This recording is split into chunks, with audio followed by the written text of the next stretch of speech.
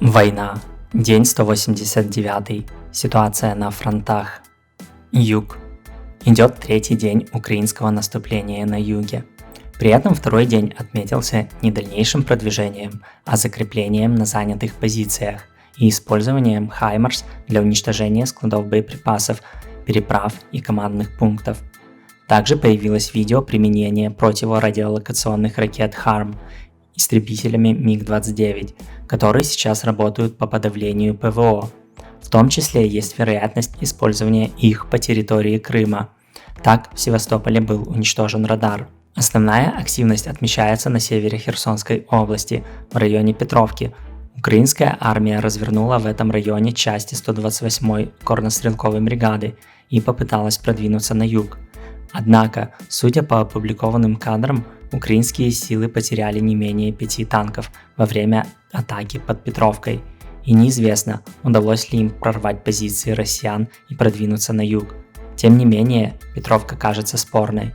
Также публикуются кадры из Архангельского. Село довольно большое, поэтому о его полном освобождении говорить пока рано. После достижения сухого ставка на левобережном плацдарме Ингульца о дальнейших успехах ЗСУ неизвестно. Ukraine Battle Map сообщает о том, что ЗСУ освободили Александровку и Правдино, а Киселевка и Снегиревка все еще под контролем РФ, как и Томина Балка, о освобождении которой вчера сообщили CNN и Украинская Правда. Россияне заявляют уже о 1200 убитых солдат ЗСУ и 139 боевых бронемашин. Впрочем, этим заявлениям уже даже не верят собственные военкоры, особенно приближенные к группе Вагнера. Они сообщают о тяжелой ситуации и героической обороне. Последний раз россияне так сильно завышали потери ЗСУ, когда отступили с острова Змеиный.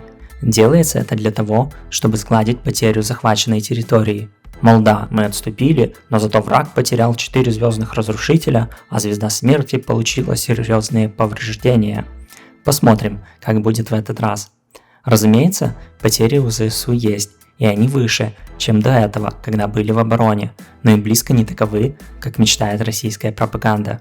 Кстати, на фронте наконец стали появляться переданные Украине танки Т-72 и БТР М113. Видимо, в наступлении идут свежие силы, которые на них готовились. Помимо ожесточенных боев на линии фронта, также сообщается о сильных взрывах в Херсоне, Береславе и Новой Каховке. В частности, продолжается обстрел Антоновского моста. Восток. В Белгороде взрывы, а также отмечается падение обломков ракет ПВО. Российские войска попытались улучшить свои позиции под Удами, но были остановлены украинскими защитниками. Харьков продолжает обстреливать. Южнее, в районе Изюма, российские войска предприняли попытки атаковать, но продвинуться нигде не смогли, как и в районе Северска, где они в который раз атаковали Ивано-Дарьевку. В Солидаре и селе Бахмутском продолжаются бои. Идут бои на подступах к Бахмуту, но приблизиться к городу у российских войск не выходит. В районе Донецка украинские силы отразили атаки россиян на Авдеевку и Опытное. Судя по опубликованным кадрам, российские войска захватили новые позиции в районе Донецкого аэропорта к северу от Песков. На южном фланге никаких изменений не произошло. Спасибо за просмотр, не забывайте лайки, подписку, комментарии адекватные, очень хорошо было бы, и колокольчик.